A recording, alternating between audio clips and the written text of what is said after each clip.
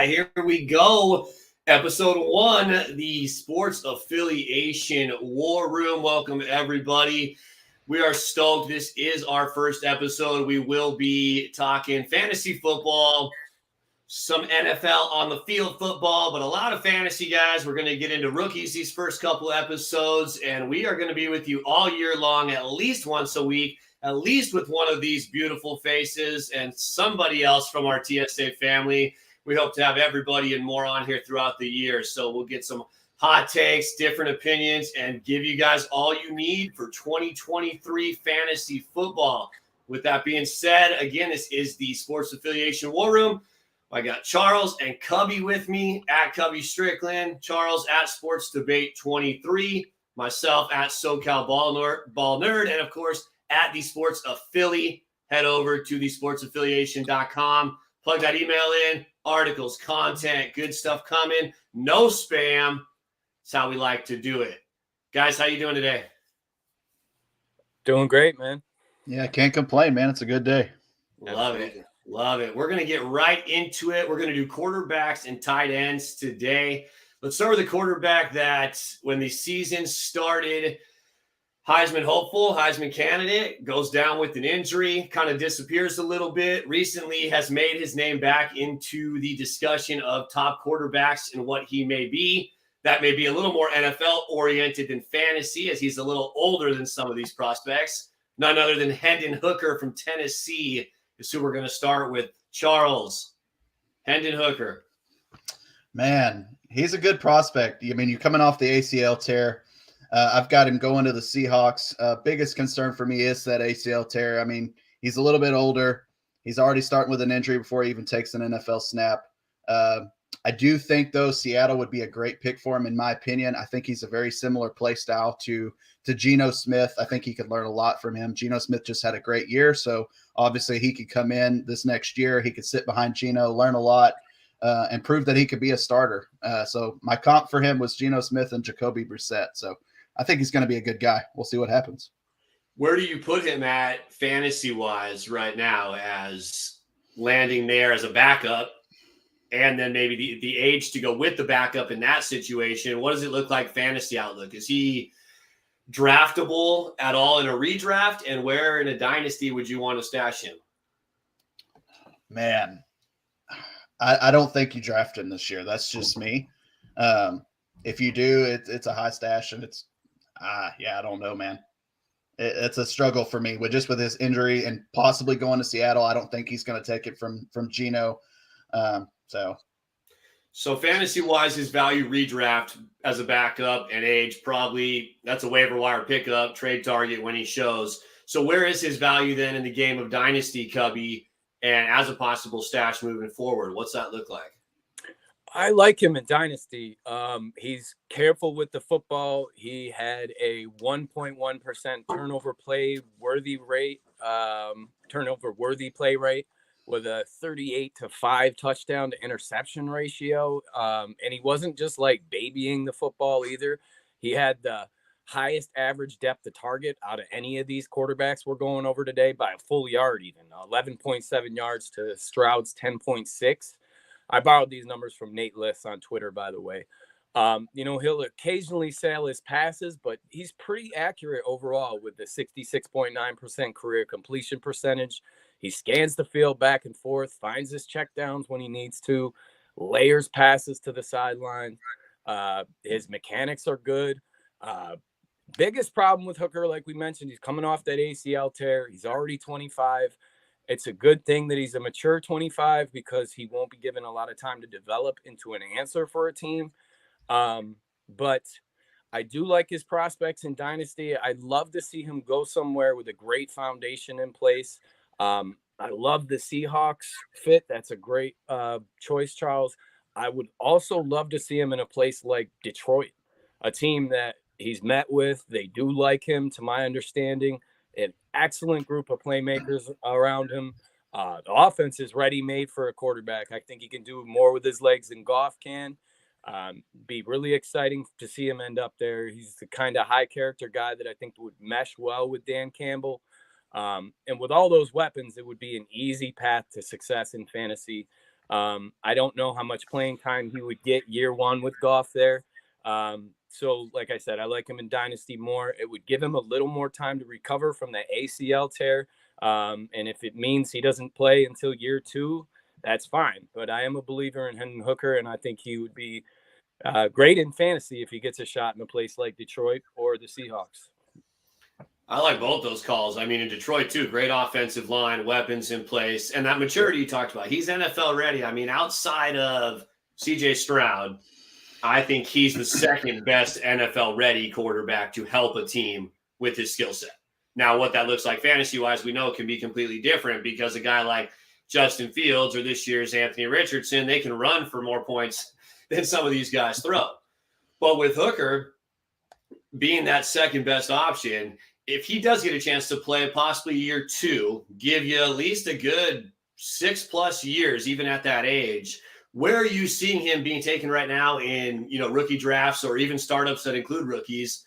And do you think he's going high, low, and would you reach for him? I'm not one to reach for many guys. I would think, after all the guys that we are expecting to get playing time early, go off the board, that's about the time you're going to start to see him go off the board, somewhere in the second round. Typically, I haven't seen him make the first round yet in rookie drafts. I'm talking about. You remember where he went in our startup? He went, or actually, we haven't done the rookies in that. No, we haven't done the rookies. Yeah, he had a. While we're talking, I'll look in one of the other ones. But rookie wise, so he hasn't slid up into a first round that you've seen. No, I have not. So with some of the talk of him rising the draft boards in the real draft, I wouldn't kind of surprised that there aren't a few people out there that haven't taken him somewhere on the back end of the first. I mean, just with seeing, a Dalton Kincaid going with that kind of pick, the value of tight ends, especially rookie tight ends, really being kind of non-existent, that would be a spot where I think maybe Hendon Hooker could slide in if you're at the back of that draft. If you don't get one of those first quarterbacks, Charles, in a rookie draft, and you've got the 12th pick, and the other 4 guys are gone, do you like Hendon Hooker there, or are you going running back or tight end in that rookie draft? Oh, I still feel like that's a little bit of reach. I agree with what Cubby said earlier. I think he's a great dynasty pickup. For short term, I don't think I would. I think I would go run it back, me personally. But he does have a lot of upside. For me, it's just really where he goes, because you got to look at Seattle. I don't know a lot about Geno's injury history, if he's had much, but like Goff hasn't been injured that much. So if he goes to Detroit, is he going to really get any playing time? So Goff a little bit younger than Geno. Geno's age, but I mean, he's healthy, hasn't played a ton of games, so I don't think either of those two would need a significant injury for something to change, because like you said, their health has been totally fine. I think that's where you run into that kind of situation. And I like the Detroit pick too. That's a really good fit. And I just don't see him getting a lot of playing time. I think I would go running back. But I mean, even if like somebody like Bijan wasn't there, I might take him. Might be worth it. I think too, again, and we talk about this all the time, right, is the dynamic of your team. Is quarterback a bigger need on your dynasty roster? You might take Hendon Hooker with that 12th pick. But if you've got, Mahomes and even a younger quarterback right now already, like, you're probably going to take a running back, or maybe you would take a reach on a tight end just because you're like, okay, rookie tight ends aren't great, but I do like Dalton Kincaid. My quarterbacks are deep. I'm going to take Kincaid with the 12th pick. So very important, right, Cubby, what your roster looks like. Yeah, absolutely. And I think it's worth mentioning that the only rookie draft that I have done is not a super flex. So I mean, he wouldn't go in the first round typically in that. But, if it is a super flex, there is quite the chance that he gets elevated to that first round for obvious reasons. We need quarterbacks in super flex. He's a sound quarterback, a mature quarterback, like we already talked about. If he gets the playing time in the right system, I think he can be effective in fantasy too. So I like it. So it sounds like, redraft, you're obviously just waiting because maybe if he gets drafted to a spot where he could start, you still look at him towards the end of the draft, but I just don't see him going off the board because, I mean, Tua barely went off the board in a lot of redrafts when he first came in, right? So that's just what happened. So why waste that pick? But in the dynasty, it's if your team needs a quarterback and he's sitting there, second round, super flex, rookie draft, probably a good time to snag him. Maybe wait till the third if you can. Kind of seems to be the consensus of where we're at there. But we like Hendon Hooker. I mean, yeah, I like him. So where do you rank him? Outlook from now, first 3 years, these guys as fantasy quarterbacks. How do you have them 1 through 5 right now? But we're taking into account where they may go, very speculative, where they may go, playing time, and everything else that happens around them. We'll go a 3-year window. I could put him at 4 right now. Yeah. Yeah, depending on where he goes, I would put him at 3 or 4. There's a good chance that he hasn't played at all still in 3 years, Very depending possible. on where he goes and the success, because Geno signed a 3-year deal and he'll finish it out, if he plays well. But what a fit that would be, right? 3 years with Geno, move on to Hooker. I know he's got some age, but still, you're looking at 5+ years with the guy that would be ready to go.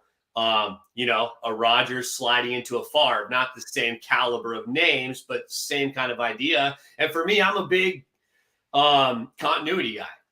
So even though he's a little older, if I can get a guy that's polished and he can sit for 2-3 years and come into that system, I just think you eliminate that learning curve that a lot of these Carolina, Texans, Bears are in.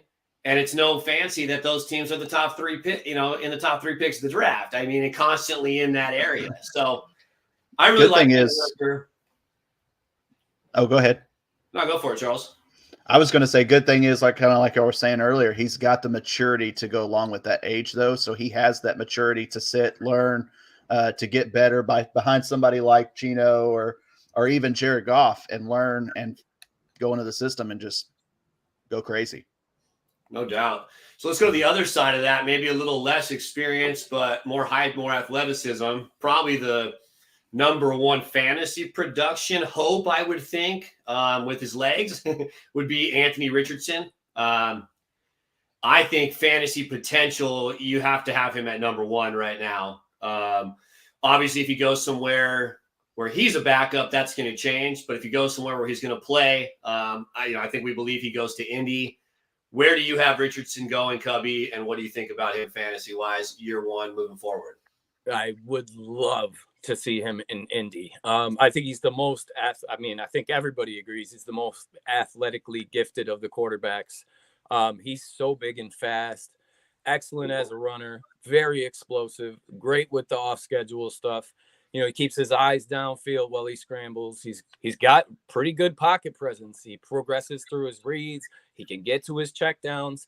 He'll also stand in there and take a hit. He can throw a bomb with the flick of his wrists. Manipulates defenders with his eyes, snaps back to throw. There are times where he hesitates and he doesn't trust what he's seeing.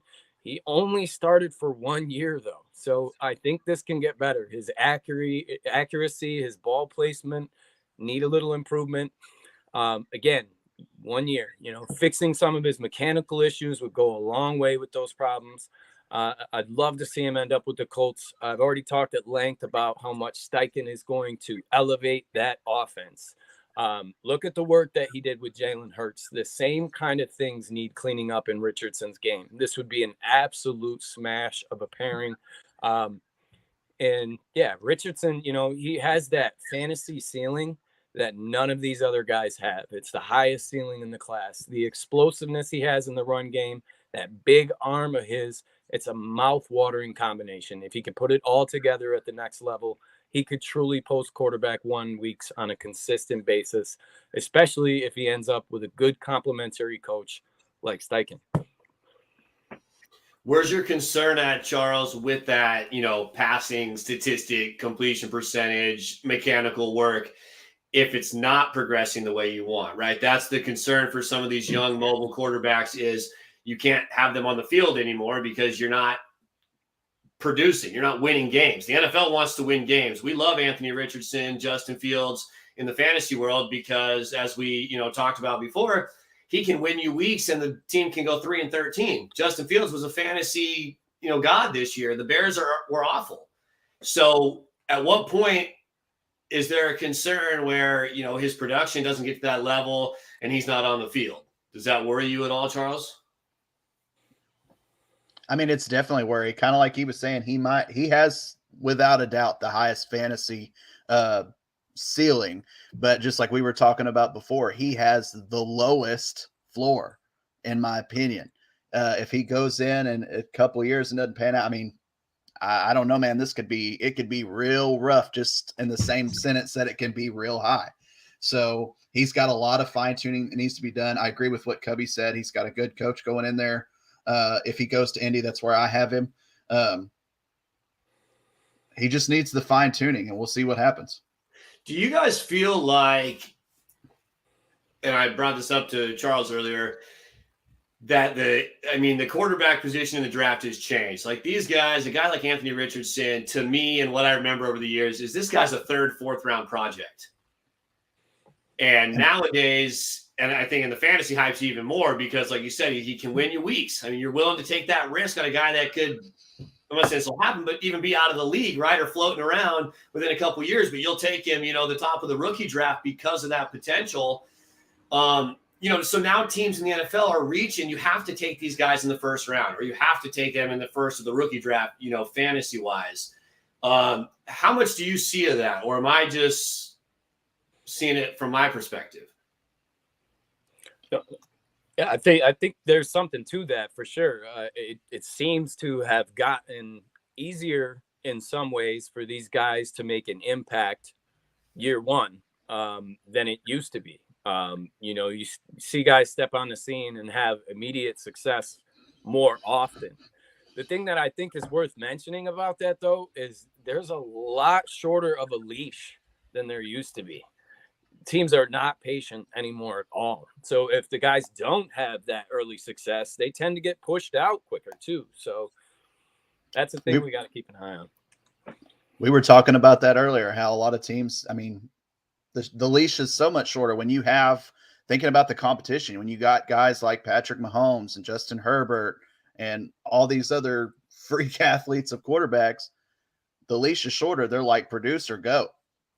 Right. So and we've seen that with like running, we've seen that over the last few years at running backs, and now it's happening at all positions, sort of. You're starting to see it move to quarterback. I mean, running backs are as dispensable as they can be. I mean, when you can sign a Deontay Foreman for $3 million, as opposed to re-signing somebody else for 15 that's 3 or 4 years older, like on to the next one, especially if you're drafted late. We'll get into running backs, but it's like, even like a Pacheco, you're a 7th round pick. Like if you're not really getting better and better, like they'll move on from him in a year. They don't care. Clyde Edwards-Helaire was a 1st round pick.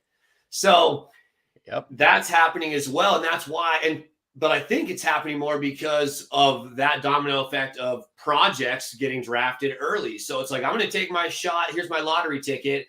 It's not working. We kind of thought it might not work. We took a gamble. So why are we going to wait any longer? But in fantasy, you can get rich quick and win a championship. And there's a lot of those teams making those risky picks because they don't want to miss out on the next Patrick Mahomes, Justin Herbert, anybody like that, or even people in fantasy like Fields. They don't want to miss that.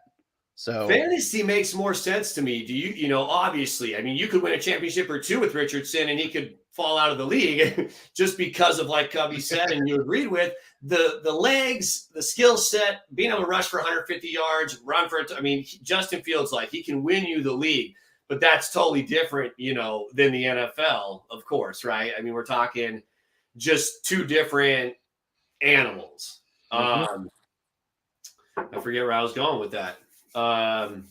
Like he's a lot riskier to take in Dynasty. If you're going that long term, he's risky.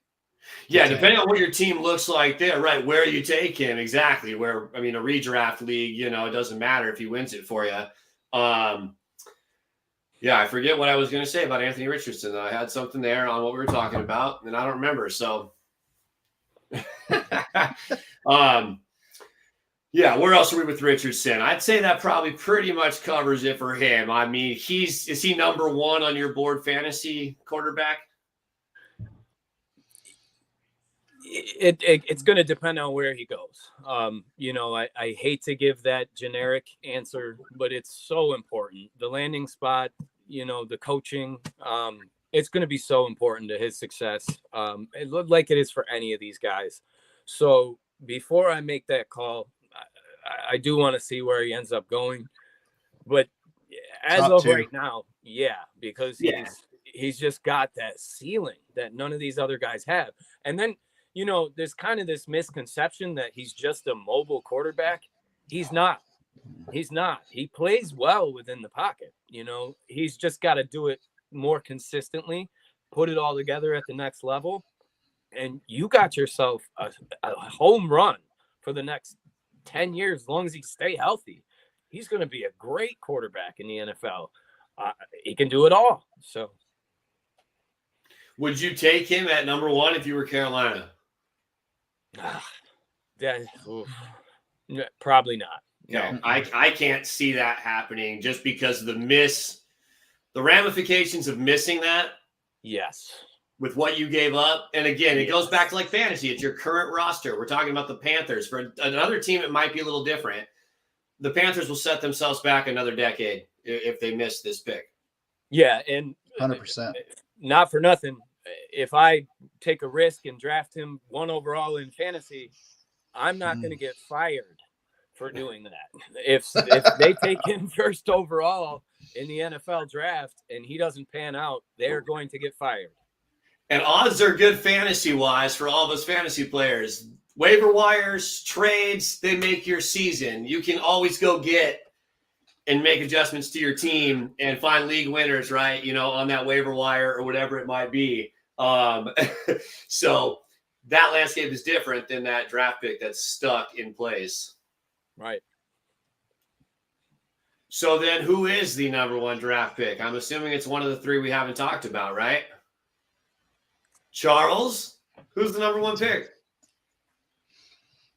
We've already discussed it, man, but I don't think it's avoidable. I think it's going to be Bryce Young. I'll get back to you. I want to go to you first, but are you Bryce Young, Cubby, or are you Stroud? I think because of the fit, I would go Stroud at 1st overall. I know that. Yeah. It's to me, I think he fits better in Reich's offense. And I can't get over thinking about Bryce Young in Houston with DeMeco Ryans. I just think that would be a good fit. Awesome. So let's get Charles, because I think everybody's in the Stroud boat. Anybody that bets tells you it's a lock to take Stroud at whatever minus 125 because it's a lock. But Charles is going to tell us why it's not a lock. Bro. Outside of his size issue, dude just seems like a fantasy craziness. Like, I do agree with Cubby, though. I think him with DeMeco on the Texans and what they're building, that could be crazy. I don't know. You kind of just got me a little twisted there. Made me change my mind a little bit. I don't know. I see Stroud as more of a Dak Prescott. He's going to sit there. He's going to distribute the ball. Yeah, I'm torn on that. I'm torn. Do you think that so who's a better – because Houston's probably sitting there thinking that Stroud's going. But if you're Houston, I mean, who's a better fit in Houston, Stroud or Young? Well, I think there's a thing that not everyone's talking about that is kind of important to this. From what I understand, Stroud's agent is not very fond of Houston. I've heard this from a couple places now. He was Watson's agent. And a couple guys they got rid of. So the thought is his agent doesn't want him to go there. So if he isn't taken 1st overall, they might not even take him. That's what I'm hearing. So I've heard they were shopping that pick around. Hey, It might be a good idea. Which maybe that alludes to the idea that they've got a thinking on the inside that it's going to be Young, and so they don't want Stroud, so why keep that pick? That's what we don't know, right? It's like the the OBJ signing. To me, that tells me Lamar's going back to Baltimore. Like, I don't know why you signed there if not. But that's speculative. But same concept, right? Inside the insider info, if I don't want Stroud and Young's going to be gone, there's way more value in trading that pick. So let's just play it back to bring it more to fantasy, because I like that rabbit hole of what that would mean, trading picks and who goes where. But that will probably take us into a full hour. So let's say that, for fantasy purposes and what we're thinking will happen, and we're going to revisit this as soon as the draft is over, right? So Stroud 1, Young 2, fantasy implications year 1. I think the Panthers are the best fit for Stroud. So he would have his best shot to be a fantasy contributor year 1. They have a better offensive line than Houston, and I think that's important for Stroud. And as I said already, he fits into Reich's offense. It's like a West Coast style offense with the triangle reads. It's where they force defenders to make a choice about who they're going to cover, leaving a guy open. Stroud can recognize that very quickly, get the ball out, deliver the ball to the open guy. And that, he'll get the ball to the correct place, let his receivers do work. I'm a little concerned with the lack of playmakers there, but I think the deep ball to Shark will be great, and Thielen will be fine operating as an underneath target. I also think they'll add some more pieces in the draft. We'll see what happens. But, I think in that offense, the way that it operates, Stroud makes a ton of sense there. I agree. I that's my same concern is really going to be the targets. They don't have DJ anymore. So, but if they get some solid pass catchers and go on, he's easily number 1 there. Yeah, and I think too on that aspect, I think it's Carolina too likes to run the football.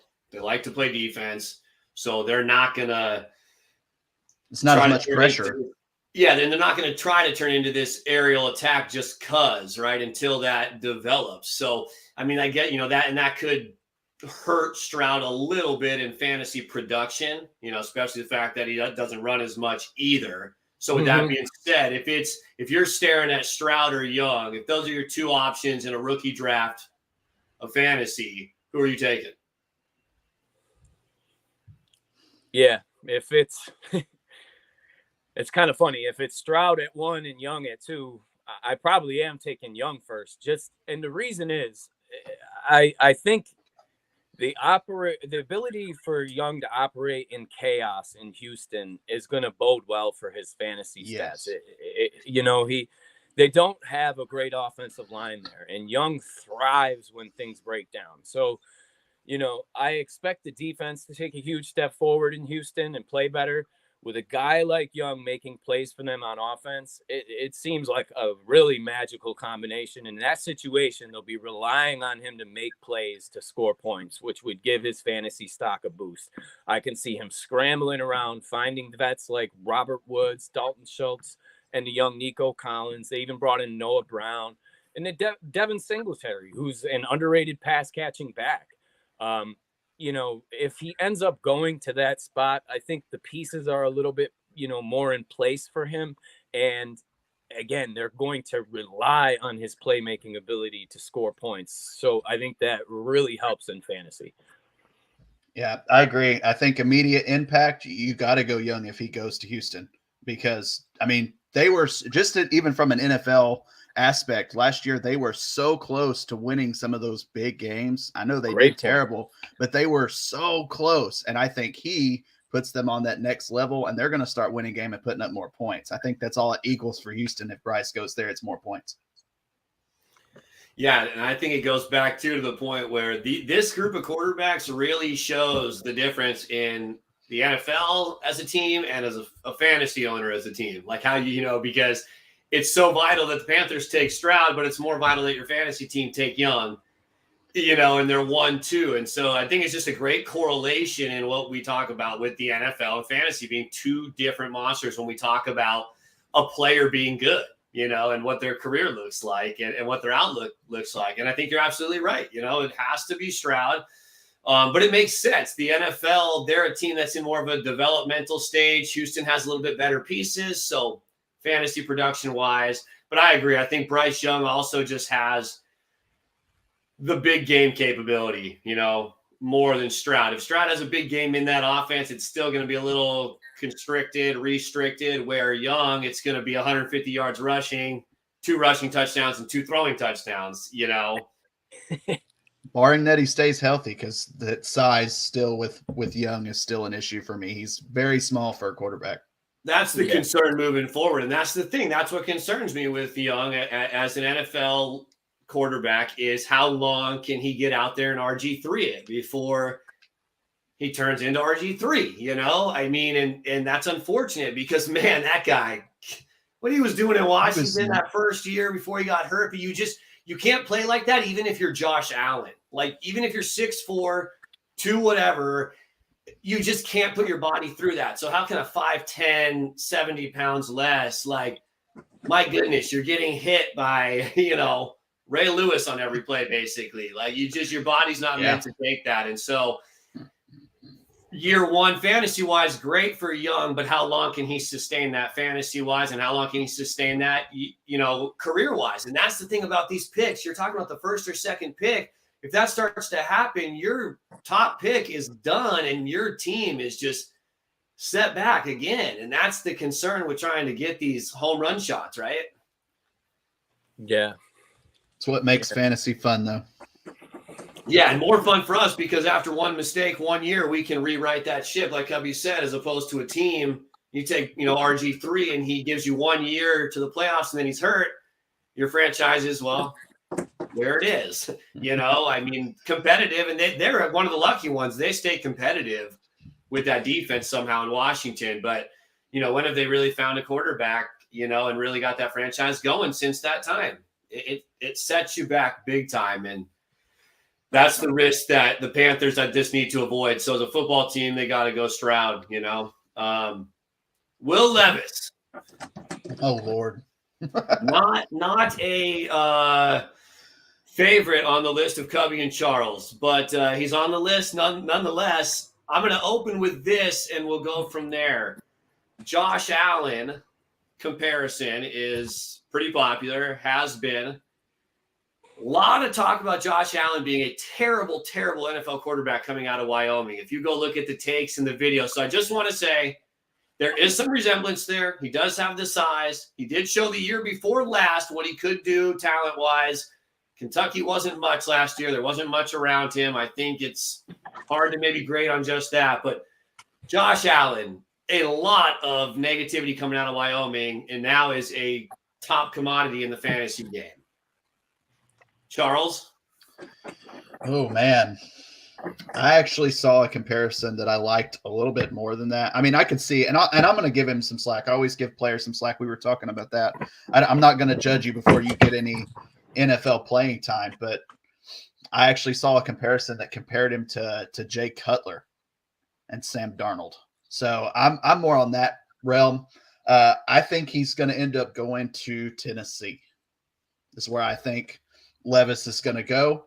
There is a lot of question marks around him, and I think that's the biggest issue. But he's a little bit more refined of a passer and just being a quarterback in general than Malik Willis is, in my opinion. Is Malik Willis getting the boot if that happens, or are they just putting him as a third string? I think they all three stay, and I think they're going to let Tannehill play out that contract, and because he's got a huge cap hit, I think they're going to let Tannehill go coming up, and then let after that, right? Yeah, and let the battle go between Willis and Levis. How do you like Levis in that spot then moving forward? So you think Tannehill would be done after this year or after this year? I think this is his last year. I could be wrong. I'd have to look again. I don't know if he has 1 or 2 years left. I don't know if you know that, Cubby, but Do I you think he like? has one with $36.6 million cap hit.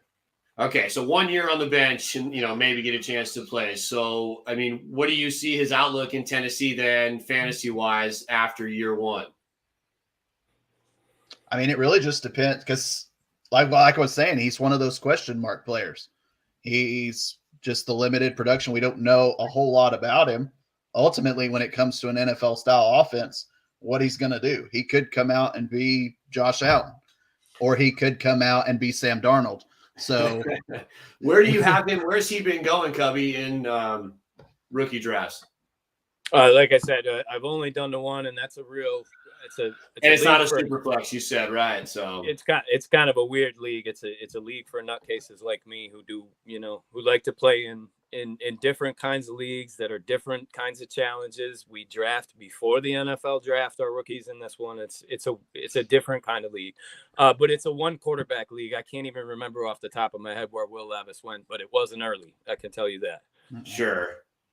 I mean, there's not, just to kind of go on that point of it, I mean, there's real no value in Levis at this point if there's not a super flex. And even then, if he's going to be sitting the bench, you're really waiting on when you take him. Yeah, I think in super flex, you're going to see him go earlier because there's always that chance that he does. I think the Josh Allen comparisons are way overblown. I just don't see it. But he's a big dude. He's built for the NFL, and he's a bull on design runs, and I think that's where people, get that, they think that he's like Josh Allen. I think Josh is a lot more confident, and always was.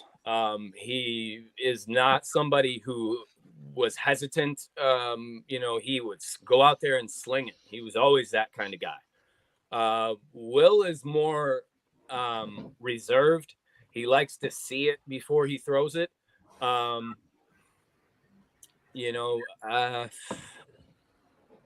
think you'll see him go earlier in Superflex for that reason. There is always the potential though that he does develop into a good NFL quarterback. And with that, that bull rushing ability, there's always that chance that he's going to score touchdowns with his legs, something we love to see from our quarterbacks. I love that Tennessee suggestion. I would love to see him in a place like that. I actually thought Tampa Bay, just because they have a couple of good wide receivers there that would help him a lot. With a guy like Mike Evans, you can be late with the football. As long as you throw it up there, he can go and get it. Godwin is a heck of a separator, one of the best in the league. So you don't need to fit it into a tight window either with him. So while Levis is kind of working, to trust his eyes more, he doesn't have to worry about his ball placement and his accuracy so much with those wide receivers. Plus that team, it's really a mess right now. And I think being in an environment with less expectation in year one would be a good thing for him. Nobody expects whoever comes in there to fill Tom Brady's shoes. Everybody's expecting this to be an awful season for Tampa Bay. So if he comes in and does anything halfway decent in year one in Tampa Bay, that will be considered a success. I agree with that. The only reason I had him going, I mean, he could sit behind Tannehill if he went to Tennessee. And you got to think the big obvious elephant in the room is Derrick Henry. You've got that big monster taking pressure off of you as a year one quarterback. I mean, that could be positive. Even going into year two when eventually or predictably Tannehill gets dropped so they can have, I mean, that $36.6 million of cap space, that could be used on a whole lot of other weapons. So that's why I think they'll pick him up into Tennessee, let him develop behind Tannehill for a year, and then let Tannehill go. But I like the Tampa Bay comparison too. Yeah, so I like yours more than mine. What are you doing, Cubby, with Malik Willis right now on your dynasty roster? Just letting him sit and wait it out? I'm trying to think. You're not letting him go yet, right? I really don't. I think I might have one share of Malik, and no, I won't let him go. Yeah, whether you own him or not, too. Just if you were the owner, I mean, he's just sitting deep on your bench, hoping that he gets a shot, right? Yeah, absolutely. And that's the same thing with the one team that I have him on. I'm just hanging on to him, seeing if he's going to get that chance, because he's obviously got a huge arm and he can do so much with his legs, So if he does get that chance, it didn't look good last year, but if he can improve and become a starter in this league, yeah, he's had a whole year. Somebody you're going to want. So yeah, I mean, dynasty rosters. I mean, there's people just letting go of Kenny Golladay, right? I mean, you hold on to everybody. Right. So a quarterback that's that young, I mean, and so just for anybody, I mean, guys like that, this is just kind of one of those spots for us to share with you. Like, don't drop those players. Hold on to them. They're just. It's not time to do that. You hold on to players in dynasty till they should have been dropped like 2 years ago. Then you drop them. Yeah, and it's worth mentioning that team that I have him on is a one quarterback league. It's not even a super flex. It's that rushing upside. It's that that unlock. We want to unlock that key. You know what I mean? We want to have that in our arsenal, even in our one quarterback leagues. So I'm holding on to him, just hoping that he does get that shot. That he does get. How many quarterbacks started last year in the NFL? Wasn't it like 30-something quarterbacks made a start? Yeah, it was a good amount. It was a good amount of quarterbacks. Well, just over time. I mean, I want to find that number. What were we going to say, Charles? Just over time, you got to look at players. We were talking earlier about Geno Smith. I mean, he showed up out of nowhere last year when everybody on the planet thought Seattle was going to be absolute dumpster fire, and turned it into that. So right. Don't let go of those players that quick. Hold on to them and see if they get that chance. Yeah. Especially that young, right? Yeah. I mean, the guy, has only been, hasn't really gotten a chance. I mean, it is disheartening when you're bringing in a guy off the street to finish the season and not playing the guy you drafted. But again, I'm someone who, talks about being ready to go. If you're not, I mean, I kind of applaud them for saying, hey, we still believe in you, but we just don't think you're ready. We do like your talent, but it's still potential.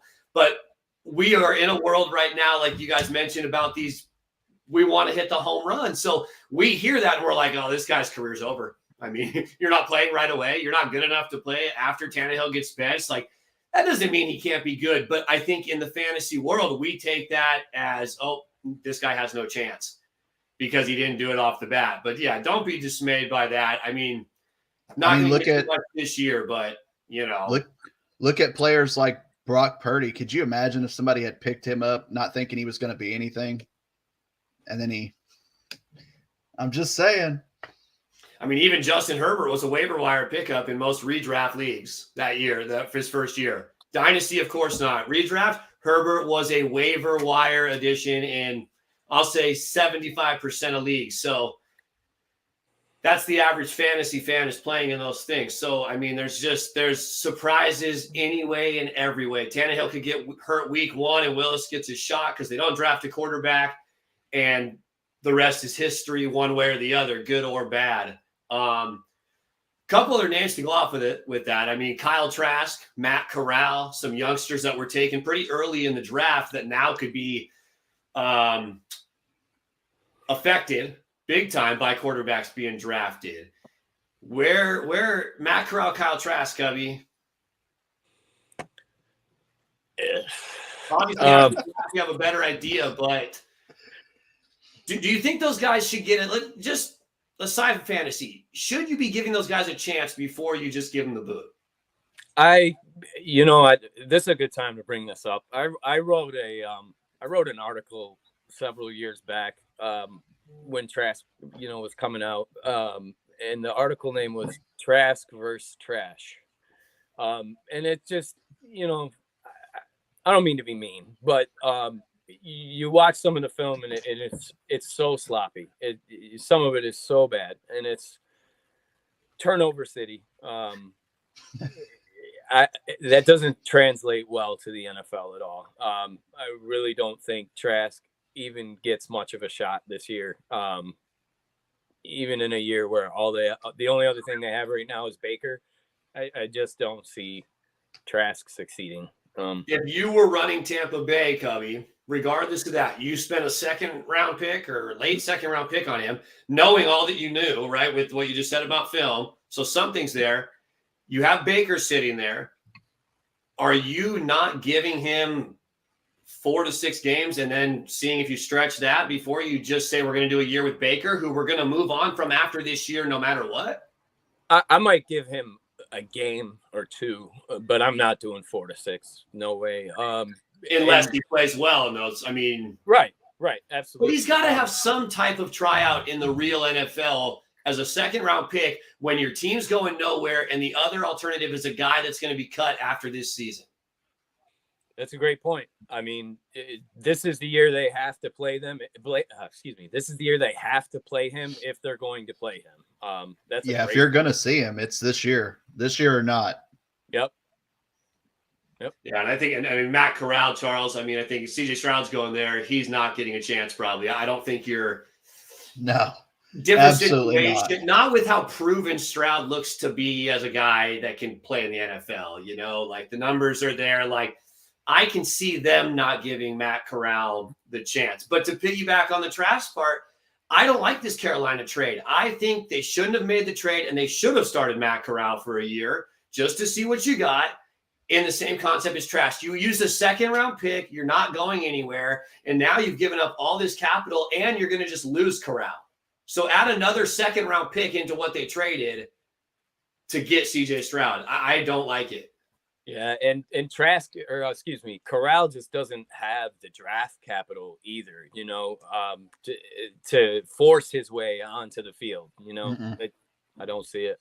But I don't like that though. Why'd you take him with a second round pick? So, now that trade includes a second round pick because Matt Corral is a waste of a pick. Essentially. And so you've added another second round on top of 2 first rounders, on top of the other late picks, on top of DJ Moore to take a chance on a player that do we all think will be better than Matt Corral? Yes. But do we know? No. Play Matt Corral, and then you can get a quarterback the next year. I just feel like they could have done so much better with those other picks. Played Matt Corral, brought in a veteran backup, and then reassessed it. And then if you really want to trade those picks and go get Caleb Williams next year. Yeah. Corral, I think he slipped to the third. Third, okay. But still, your point remains the same. They should have seen what they had in him already. I'm just they should have before the trade. Or I need to see him taken in the 6th round. Like if that's the way you're going to treat him, that's what I'm saying. Use that 3rd round pick on another offensive lineman to bolster your depth, or the trenches, just other positions that can better your team, regardless of who's at that quarterback position. So we got one other name outside of the 5. I know we wanted to mention. Cubby, I know you brought his name up, so I'll let you open up with him. Yeah, Dorian Thompson-Robinson. I wanted to talk about him because he's getting some steam, and I wouldn't be surprised to see him, shoot up some draft boards here. He's got a really good arm. He throws with good velocity. He's athletic, very mobile. He can run with the football. He's explosive. He's improved his mechanics and his overall game every season. That's something that you love to see. He definitely needs to read and understand coverages better. That's something that he's growing at. He's a work in progress. He's a good developmental quarterback, and I think several teams are seeing him that way. I know the 49ers are interested. We had a meeting with him.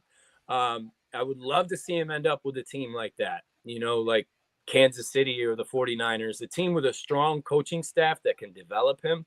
I don't think you're going to see a lot from him year one, but he's going to be effective as a dual threat, right away if he gets into the game. But some of his other flaws will surely show up if he's forced to play early, but in a spot where he can develop and get better at some of that stuff. I think it could be good to have him, as a spot starter in fantasy when someone gets hurt, someone you're looking for on the wire if that happens, mostly in super flex or 2 quarterback leagues, but I can see him being a great option when he does get on the field, maybe sparingly, as I think, most teams probably do view him as, like I said, as a developmental prospect or a backup quarterback. But yeah, because of that rushing ability, when he gets on the field, he's somebody we want to pay attention to in fantasy. If you're seeing him get an opportunity, that's the time to snag him, throw him on your bench for a week and redraft and see if he's going to stick and, throw him back in or take, really late. Like you said, I mean, we're going on round 40 of a dynasty draft. And, the rookie draft is later, but, it's like at some point deep in your draft, guys with that upside, you've heard it on here over and over, the legs, the mobility, and the upside fantasy. Those guys are just, you have to take them at some point. It's hard to justify somebody else having more potential value than that spot, especially in a super flex where you can play a second QB. They were talking about him, trying to get him to change positions, which there was a player that they did that with a few years back, if you remember, if you guys know his name. I can't remember it off the top of my head. I know what you're talking about. It's Lamar Jackson. Well, yeah, they were talking about. They've done that with more than him, but yes. I'm just saying, obviously not Lamar, but you've got a skill set. But Dorian, I love what Cubby said, man. He's got a skill set. I'm surprised that there's not more in a world where we talk about all the hype and the upside, how so many guys get that hype, but then a guy like Dorian's getting pushed the other way. I'm like, why are we not giving him that same? I mean, how's there so much difference between an Anthony Richardson and him? Yeah, in potential. And I know people watch a lot more film than I do and can give me answers on that. And I'm not saying that they're wrong, but I'm still saying from a football viewpoint and an eye test, how are those two guys so far apart? If Dorian gets an opportunity and Richardson doesn't shine well in the beginning, and you tell me that Dorian Thompson had a better NFL career, I am not going to be shocked at all. Very possible. I really like the San Francisco placement that Cubby was mentioning. I mean, that it's kind of been known as the place where any quarterback can succeed is San Francisco. And I mean, with the history for San Francisco in recent years, why not? I mean, yeah, you've got the concern, you've got accuracy. He's not real poised in the pocket, and he can work on the decision making. But when you got guys like Brandon Ayuk, Deebo Samuel, Christian McCaffrey, a lot of those situations can be cleared up in a season or two. So why not take him? I mean, they took Trey Lance after really just 1 year. I mean, I know he's exciting, but I mean, Trey Lance was drafted off pure hype and potential, really. I mean, and what he could be. It's not like he gave us 4 years.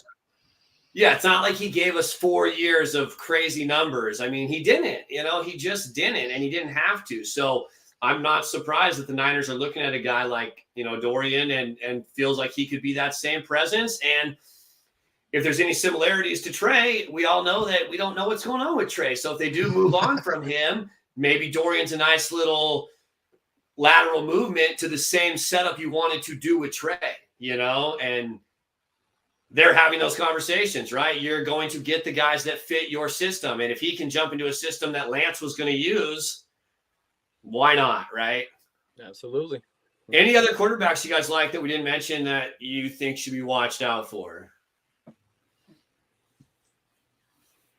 I'm not big nobody on really anybody. Of value, right? I mean, there's some guys that could be interesting. It's just going to depend on landing spot, really, in the opportunities that they're going to get. But these are the main guys that I think that we should talk about right now.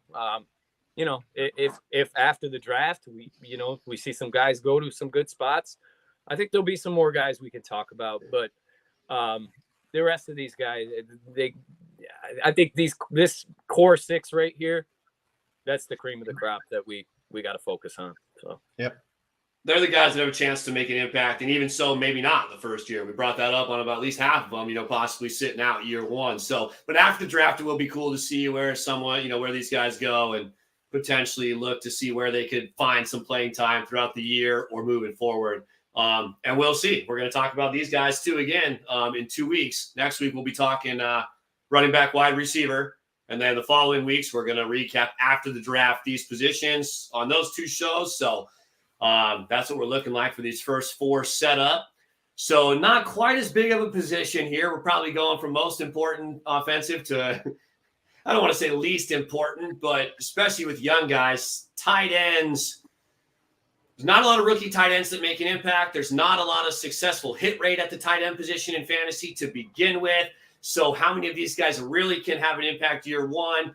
Most of these guys you're not drafting in a redraft league. You just aren't. They're going to be on the waiver wire all year long, until they start to play. That's just the setup of it. Dynasty, yes, you'll take them late. And some of them you will take, in that rookie draft. We talked about like Dalton Kincaid, maybe being the back end of that, depending on what your dynasty roster looks like, a lot of tight end premiums. But there's just not that much value. But there is some depth in this draft class at tight end. Yes, absolutely.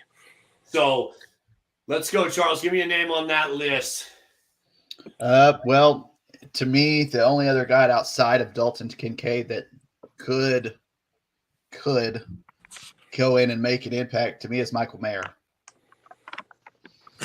Notre Dame. I actually, believe this or not, I have him going to the Bengals in the first round. I compared him. He's a very Jason Witten-ish type player.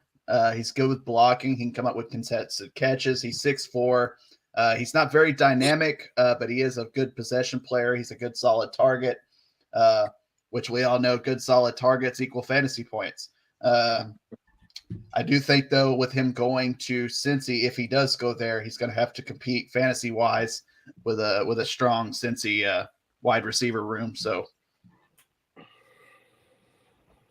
while you're on that with him, if you were to go to Cincy, I personally like the Irv Smith signing in Cincinnati in a big way. I think Irv Smith is a guy that is still 24 years old. It seems like he's been a disappointment for a long time in the fantasy world. But at 24, with his size, his skill set, and that quarterback, I'm really excited to see what Irv Smith does there. So if he does go there, I don't like that, but only on that idea of it. But I think anybody who's got a offensive skill set with Burrow and those weapons on the outside, they're going to be productive on that team, and that'll give you production at tight end in fantasy because the position's just not that deep. You're not going to get Kelsey out of him there or a good Andrews or Hawkinson, but after those guys, I mean, you're looking at guys that just give you, 9, 10, fantasy PPR points without any bonuses at that position consistently. And if you don't have to stream, we kind of got that with Hayden Hurst a little bit last year there. I think you can get that even more from an Irv Smith and even maybe a rookie like that if he's on the field. What are your thoughts on Mayer, and where do you see him going, Cubby? That's a good spot for Mayer, especially, with Irv Smith there, because I think it complements Irv Smith in the sense that he's a better blocker. So you could put both of them on the field at the same time, I think. 2 tight end set. Yeah. Mayer blocking on the side, or Smith kind of chip and go. And then you've got those 2 guys plus Chase and Higgins. Yeah. It's not something that they, do a lot, but I think that would be an effective formation for them. But he's a big target. He knows how to find open space in the zone. He's a load to tackle. I think, I had him. A great spot for him would be the Dolphins, because they need a run blocking tight end there. They could take advantage of that blocking ability and add another weapon for Tua to distribute the ball to. I think he'd be a pretty good complement to the wide receivers that are there. He's more of a brute force, while they do the speed stuff. He could get the underneath, catch it and run, be a difficult guy to bring down. I like him there. You like Mayer more than Kincaid in Miami? I think so. Not that Kincaid is a terrible blocker. It's just that I think Mayer's better. And the Dolphins, obviously, they want a blocking tight end. And I think the only way you're going to get production from a tight end is in that spot is if he is a guy who can block and catch the football too. And I think you have that in Mayer. So I asked that because there's been similar comparisons to Gesicki with Kincaid and Miami. We saw a move on from Gesicki. So, I mean, I think that just parallels to your point that they're moving. They are an athletic team, but that position is something they're going a different route because they didn't use Gesicki. And he's a name that's interesting because very athletic, has shown the capability to produce. I think Gesicki is a name to watch out for. I've never been high on him with some of the highs and lows. You know, we all have our guys that we kind of stay away from for no real reason other than your gut. But from a football standpoint, Gesicki is very athletic and in the right situation can thrive. But so to say, I think Mayer's a better fit there too because they need more of a blocker. I mean, even a Darnell Washington of a beast, you know, going somewhere like Miami, 6'7", a behemoth. But what do you guys think about Gesicki? Oh yeah, I think he's going to be great in New England. I mentioned that in my article that I just dropped recently. You know, Bill Belichick has talked about him before several times. He's mentioned him as a big wide receiver. You know, you're just basically a big wide receiver. Those were the words that, you know, right out of his mouth. So that says to me that that's the way he plans on using him. And it's a good fit. That's fantastic. You know, like he's always had that skill set and just never really been taken advantage of fully. I think Bill Belichick is the kind of coach. I mean, we've seen him be successful. You have some very successful tight ends. I do think that we need to be paying more attention to Gesicki going there. What do you think about that, Charles? I mean, New England had Hunter Henry and Jonnu Smith. Didn't use Jonnu too much. Hunter had a pretty decent year at the position, and Gesicki's probably a better athlete. So what are your thoughts on him in New England and being better than what Henry gave us there? I mean, he's a solid fit, just like Cubby was saying. I mean, Bill Belichick's already got ideas in his head, and we all know how that goes when he gets ideas. He's going to use him, which is exciting to see someone with that skill set because he's kind of like y'all were saying, he's a very athletic guy. I agree with what Belichick said. He's just a big wide receiver, and he's gonna bring in a lot of targets and bring some stability to New England. Yeah, and with the lack of pass catchers already established there, there's so many targets available for him. Even if there's another tight end there, Hunter Henry, that they run two tight end sets a lot in New England. Oh yeah, it's not going to be a problem all the time. Yeah. There's no, and for Miami too, Gesicki was already there. Then you bring in Tyreek and Jalen. It just, you're doing something different. So I get it, but that's what I was going to say. There is no Tyreek and Jalen in New England, not to be mean to that receiving group, but it does not resemble that one bit. And so exactly, he's going to get a chance to be showcased. And I think that he will. I think whatever, I'm not looking at it right now, but whatever Hunter Henry did last year, I would imagine Gesicki will do better in receptions, targets, touchdowns. Henry did catch a few touchdowns. I mean, that was what kept him relevant. And this New England offense, it looks like it's going to be Mac Jones. Ramondre's still great. I think that they should be decent enough to move the ball. They're not going to be terrible. They're just not going to light up the scoreboard, but good enough to put up points. He can contribute there. Talking about Mike Mayer, is he going at the end of first rounds, early second round in the draft that you did do, Cubby? I think Mayer went in the second. I think, if I remember correctly. Yeah. I heard somebody talking this morning about him and Kincaid, like in the last two picks of the first round. And I just made me think about, taking them there. And I'm like, I don't know if I'd go end of the first round with a rookie tight end, but again, depends on the setup of your league. I can see Kincaid going there first round. I like Kincaid. I have Kincaid number one. I think he's just a better overall offensive. It's probably the offense in me. I just think that he can do enough blocking and be involved. And if we're talking production wise, there's a scenario where Mayer gets stuck blocking a lot, and that's okay. And that's back to the point, helpful to the team on the field for the NFL, not helpful to us in fantasy, where Kincaid going to get a lot more chance to chip off, be used in routes run designed to get him the ball. Where do you think he's Kincaid going? Yeah, I was just about to ask you that, SoCal. I have him going to Detroit. Oh, baby. I love him in I Detroit. love that. I mean, he's got solid ball handling skills. He's got good body control.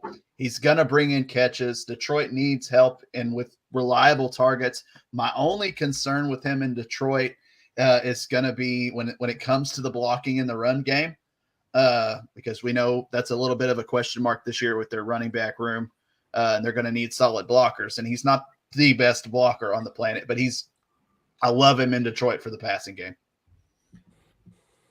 Very nice. Very nice. I like that Detroit call. And on that note, do you think the Lions would have kept Hawkinson if they knew the trajectory of their season? How much did them thinking they probably weren't going to have a good year, or do you think they were moving on from Hawkinson anyway? I think that's an interesting question. No, I think you're right. I think they were thinking, because they started off very poorly. And not using him. Bad record and not using him. I think they were thinking that he was expendable. And then, toward the end of the year when they made their run and we seen that they were using, Brock Wright. Brock Wright with that touchdown. And James Mitchell, I like Mitchell, but he's too young, to be playing a premier role on a team. And I think that they really found that out, when they were trying to get into the playoffs, that they missed Hawkinson. So. I agree. Yeah, I think it's interesting that, had they kept him, and it was more the thinking we'd be bad idea. Then you're like, damn, imagine Hawk on that offense when it was thriving, which gives me the excitement now, because we can't look back, but we can go forward to watch Dalton Kincaid in an offense like that. And I think, Charles, you nailed it. I mean, can he block enough to be on the field to use that athleticism? To be seen. And year one, that's going to be a short leash too. That offense has enough weapons that you'll stick Brock Wright out there to block and sacrifice the playmaking because you've got enough playmakers. So he's going to have to show that he can at least do enough to, chip and give Goff a chance. And if it's Goff, again, not very mobile either. So they did a great job last year keeping him upright. But he's a quarterback that you need to do that with, because if he's got to go outside the pocket, it's going to be like we saw with the Jets, like Mike White having to do. He's good, but if you get these guys outside of the pocket, that's not where they play well. It isn't. If you roll Goff out intentionally and throw to a tight end, he can do that. But if you're pressuring him out, that offense is not going to move. So, yeah.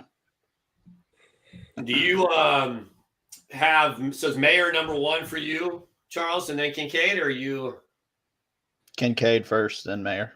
Yes. All three of us got Kincaid first. I love it. He's got to be. Yeah, after those two, offensively, the position kind of drops off a little bit, and not knowing where some of these guys are going to go. But I do want to talk about Darnell Washington. I've got him a little high. Yeah, let's. What do you think about him, Charles? It's kind of rough. I mean, obviously he's from Georgia. He's a Georgia product. You got to at least look at him. I think he goes to the Saints. I think the Saints need a good, strong blocking tight end, and I think that's where he excels. He's got good height and weight. He's not the fastest, but he's not the slowest ever. I think he had like a 4.6, 4.40. Issue was not a lot of production. I read something that he struggles to separate. I'd have to watch more film on him. I think he would be great for some play action offense, which I think New Orleans is solid at. That's a go-to for them. So, yeah, I'd go Saints with him. I think he's a good blocker. He's a great blocker. at 6'7", he is massive. And, only 45 catches, but 17.2 yards a catch. Yeah. When he does catch. Now, part of that is the fact that you're playing on a Georgia offense that probably was pretty easy to throw it to him 17 yards down the field. I'm not hating on Georgia or Stetson Bennett, but those offenses do create, some easy openings. Now, with that said, it's not like it doesn't translate. Devontae Smith, Jerry Jeudy, Alabama guys, those guys are good players, right? But I think Georgia has so many playmakers. Washington didn't need to be used offensively either. In the NFL at 6'7", he's going to be a problem. Yeah. I just don't know. It's like a big running target 5-star recruit in high school. So the peripherals are all there. The foundation's there. Can he go to a team that can get the best out of him? I don't know, where that would be. I like New Orleans. I mean, they don't have, a set tight end. It's not Taysom Hill. It's not Jawan Johnson. He would be a great fit. And you run the ball with Jamal Williams. You run the ball with, they brought in Eno Benjamin. The receiving core has Olave. You don't know what's going to happen with Michael Thomas, of course. But to me, Darnell Washington is a guy that could easily become an offensive monster in this league. Yes. He's got the largest wingspan ever for a tight end in the NFL. And that's saying something because tight ends can be tall and lengthy. We've seen a lot of them that are. To be the guy that's the biggest ever, like that's a big deal, to have the biggest wingspan ever. And he tested with amazingly a 9.87 RAS with that wingspan. It's very rare. I mean, it's a unicorn. I would like to see him on a team like the Chargers. I think they would like what they get from him as a blocker right away. But the scary thing about him is he can get even better as a blocker. He doesn't always use good technique. He's so big and strong that he can just get his hands on someone and they can't get around him. But if he can improve his technique a little more, he's just going to be an absolute monster. And then you add in the fact that he can develop as a receiver. I think that, sitting behind a guy like Everett, I'm not a fan of Everett's game. I think he drops passes. We've already talked about that a little bit. I think Washington could develop into their tight end one and be a very good player for them. I would love to see him go there. As a Charger fan, clearly. Also, with that too, with Everett, you could use him on the field because with Everett's build, you can put him in the slot as well and run him kind of like a second tight end, but almost as a third wide receiver. Right. And then you've got Keenan and Williams, and all four of those guys can be on the field together, And I mean, I think Kellen Moore is a very good football mind. So whatever you give him, I just am excited to see what he comes up with. And I mean, if I have Gerald Everett's skinny little, frame out there as my third guy with Darnell blocking and Keenan and Mike Williams and Eck in the background, I'm okay with that. I don't think Justin Herbert would complain too much about having a 6'7" huge dude to throw to. And I do think he needs to work on the technique because, I mean, you can be as big and strong as you want, being real at the end of it. But when you go up against guys like Nick, Joey Bosa, TJ Watt, you got to have that technique down. But he can definitely improve that in the NFL. There's no doubt. I mean, he's already got the physical attributes. So, So let's look at that. Like Mayer is a proven offensive guy, proven pretty much everything as far as on the football field with the eye test. But the other things that people love to look at, like the combine and the testing results, very low numbers, not very athletic in the sense of some of these other guys. In your mind, and it's probably different depending on the team, but would you rather take a shot on the freak of nature-ish, Darnell, or take kind of a more reliable that lacks some of that athleticism that maybe you need in the NFL? I mean, does that hurt Mayer at all, that athleticism may catch up to him in this fast league? It's kind of like we've been saying the whole time. I think it's all about the team. Because I compared Mayer to Jason Witten. Jason Witten wasn't your freak athlete. He wasn't super fast. He wasn't kind of boring, but he was a big-bodied target, and he could block. I mean, and he got the job done most of the time. So, what would you rather have? A guy that's a good blocker that has some offensive capability that you could use, or a guy that's a decent blocker but just a freak athlete?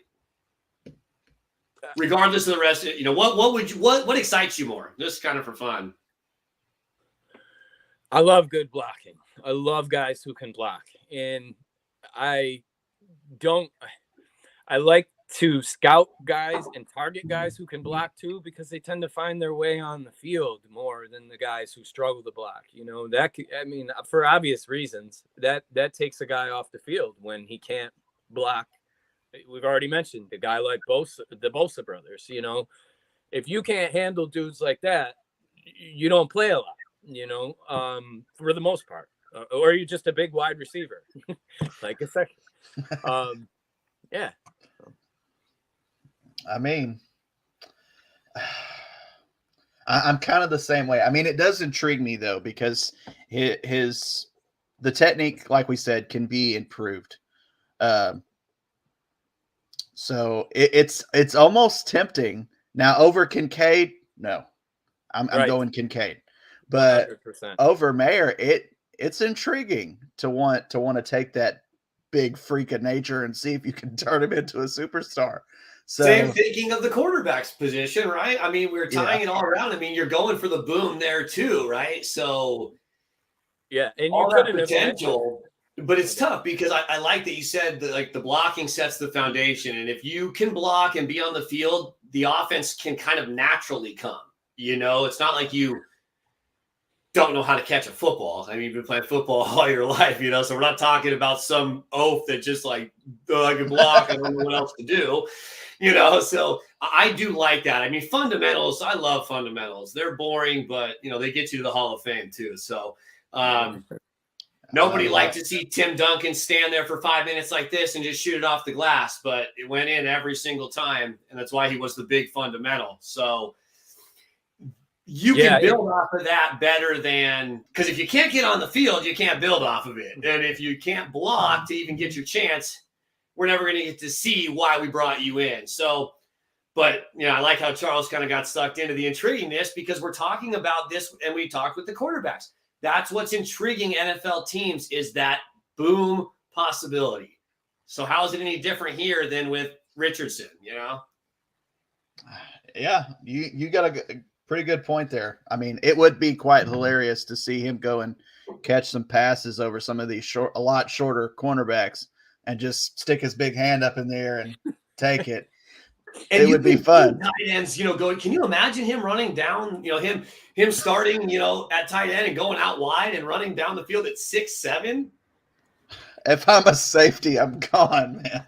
I mean, Kyle Pitts, you know, and while we're on time, and that's why, like, I am in love with Kyle Pitts still. And I love that he had a down year because I'm not a Kyle Pitts owner, and now I want to be all the way around. I love when players disappoint because I'm going to go in and get him. This kid is 22 years old. He's 6'6", with probably the biggest wingspan besides Darnell Washington. He's a monster. He had 100-plus targets. Give me all of Kyle Pitts while we're on tight ends.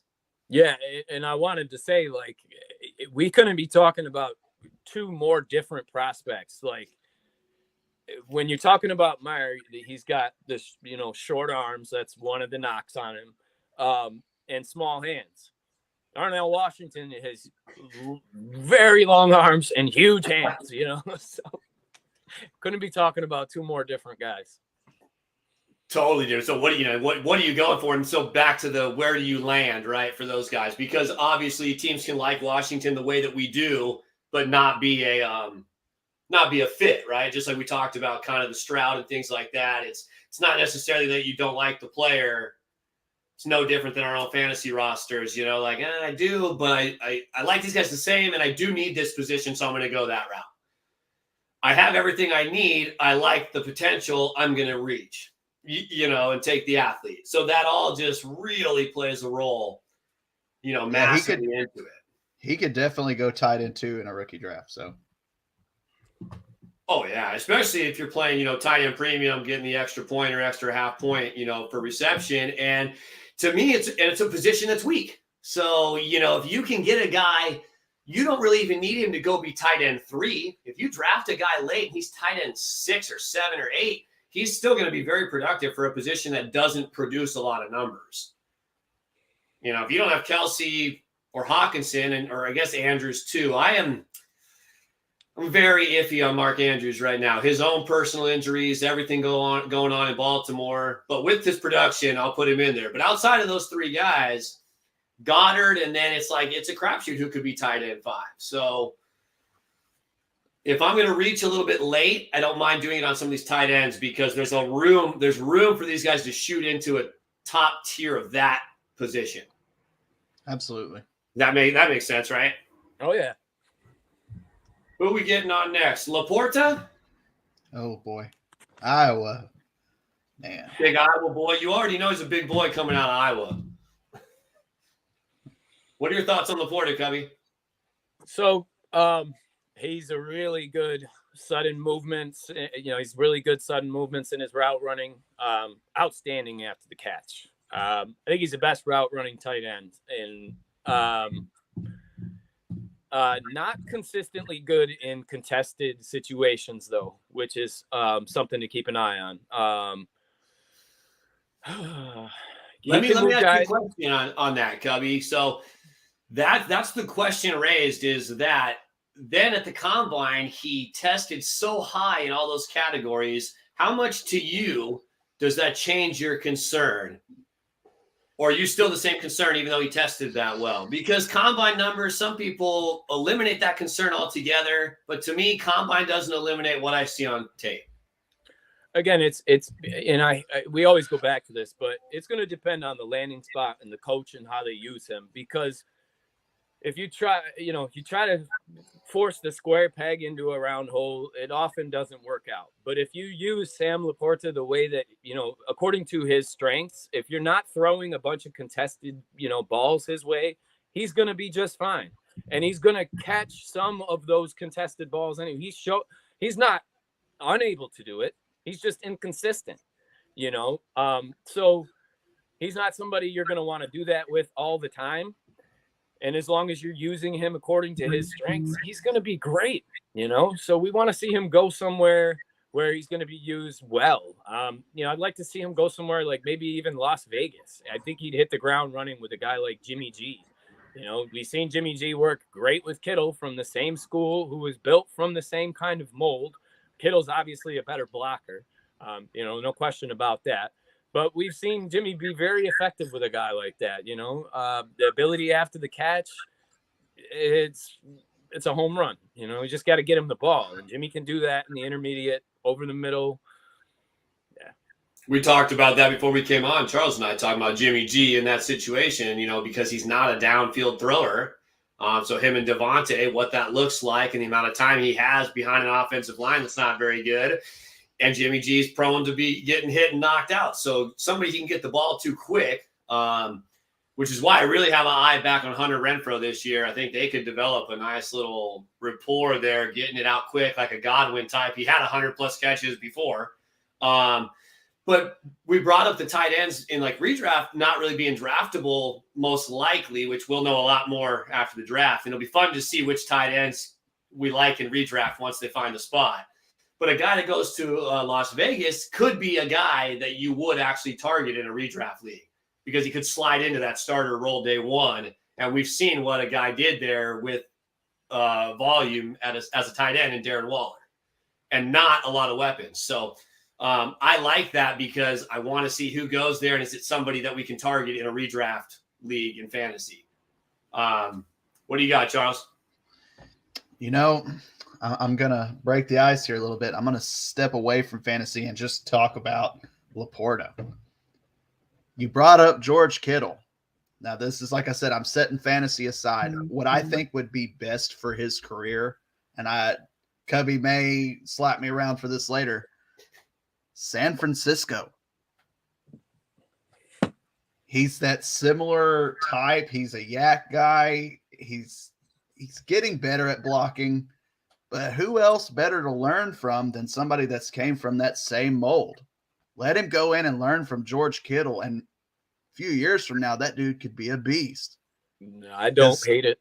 Because George Kittle was that same guy coming out of Iowa. And you see what he is now. He's a freaking monster. Mm-hmm. So where are you on George Kittle right now, Charles?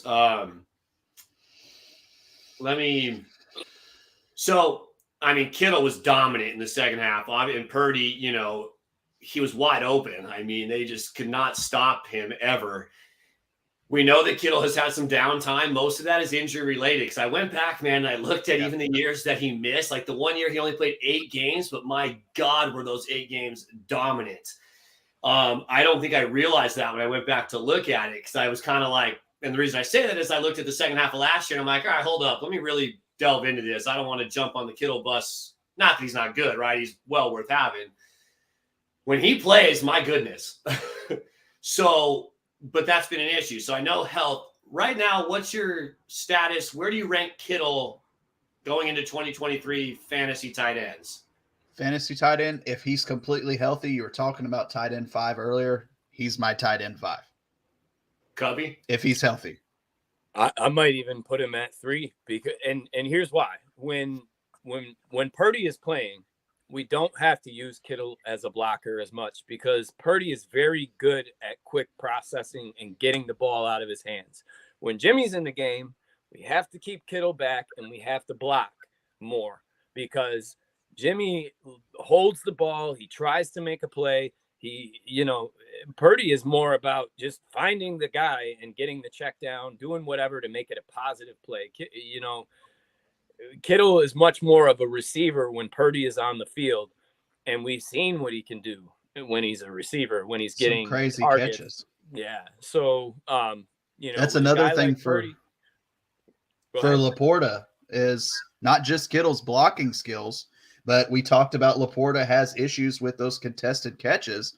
Who else better to teach him that? George Kittle. George Kittle makes circus catches, man. I'm just saying.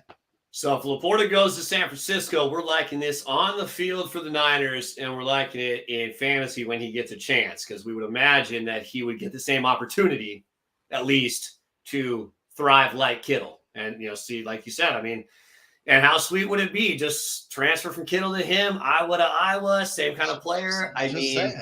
And when it works, when it works for the team on the field and fantasy, that's really nice because we've noticed in this conversation how so many times it can be one or the other. Yeah. Oh, yeah. So it's just, and with him, I mean, if he goes there now, right, fantasy-wise, it's like, okay, there's not really much impact that he's going to have. And so that's what's going to matter with these guys. And like we said, fantasy-wise, year one tight ends, most of these guys are probably not going to be very impactful. But there may be a guy or two that, comes out of this draft. It really depends on where those offensive caliber guys, where they land, right? Like we said, if Kincaid or Mayer end up as tight end 1, then yes, you're going to want to look at them at some point deep in the redraft, and you're already looking at them, in dynasty drafts, startups, rookie. You're taking them where they fit your team best. Who are we missing here? Musgrave, right? Musgrave and Kraft. Luke Musgrave, right. Let's go to Musgrave first, and then we'll go to Kraft. What do you guys think about Zach Kuntz? Anything? I mean, Old Dominion, smaller school, not a lot about him. They moved him around a lot. I mean, I'm not done with my evaluation on him. He does show promise. He's got some tools. He's a little bit like these other guys we're going to talk about, Yeah.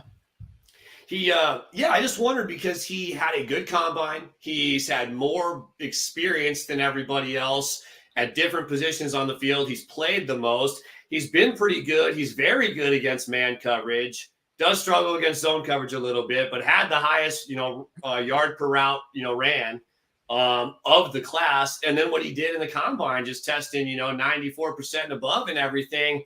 And like I said, I'm not a huge combine guy, but with all that and his on-the-field experience, I'm just a little interested to see if he shoots up anybody's board with all that, even though he's that lesser name. And with the names in front of him being guys that really haven't dropped down. Yeah. But back to Musgrave. And when Kuntz lands somewhere, we'll make sure to bring him up because like we talked about, the landing spot really matters, right? And so I think if he gets a chance to play, that's where he's going to get a chance to rise up, But Luke Musgrave, I mean, probably in the second tier of these tight ends, right? Yeah, I would say so for sure. Right after the top 3, I mean, you could probably have him at 4 or 5. I don't think it really matters where you have these guys, ranked, but did come back and play in the Senior Bowl after missing, I think it was 2 games due to injury, and he looked good. Yeah, that's kind of what I meant about. He's like these last couple guys we're going to talk about, and as far as Kuntz goes, because it's going to be huge with the landing spot with these last few guys. Musgrave has a drop problem that I don't like.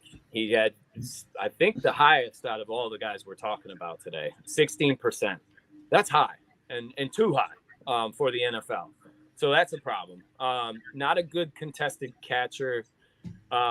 He's going to need to go somewhere where they're patient with his development and use him the right way. Again, the landing spot is going to be so important for all these guys. So. Yeah, I've got him. He's real raw. He does have good size and athletics. I marked that he was good in the red zone, which there are some teams that could use that to their potential and to his potential as well. My biggest issue is going to be his limited starts. He's had like 12 or 13 starts, and he struggles in separation. That's an issue for me, especially when it does come to the red zone. You have to be able to separate in those tight spaces, and he's not the best at that. So you also got to come down with those contested balls too, man. That's just something that he hasn't proven that he can do yet. He's got good speed. He's a good athlete. He's not quite the blocker that any of these other guys are, but like I said, if he lands in a spot where they can develop him, maybe like Green Bay, something like that. He's got the length. He would give Jordan Love a good jump ball target in the red zone, like we were talking, like you brought up. I also think they do a decent job of developing tight ends in Green Bay as far as their run blocking. So I think that'd be a good spot for him. Yeah, and it's tough. I mean, to miss 2 games, but only played in 2 games. 20% of his throws were 20 yards or farther downfield. So there's a sign that they do want to use him downfield, right? So I think knowing that he's got the skill set and teams will want to use him that way if he can come down with it and be that target, I think there's a lot to be excited about. I mean, the 2 games he did play in would have, he'd be getting, 5 for 80, 6 for 90 type game. That's exciting with all the other peripherals that he has. But if you can't catch the ball in the NFL, it's going to be tough. But I am just really excited at those numbers. And I think that anytime you're getting the ball thrown to you 20 yards downfield and teams want to use you that way, there's plenty to be excited about. But only playing 2 games, it's just what's he going to be at that raw? And the game in the NFL is so much faster. So that learning curve too, if you're already kind of behind and you haven't played as much, it's going to be a very strong wake-up call to a lot of these guys.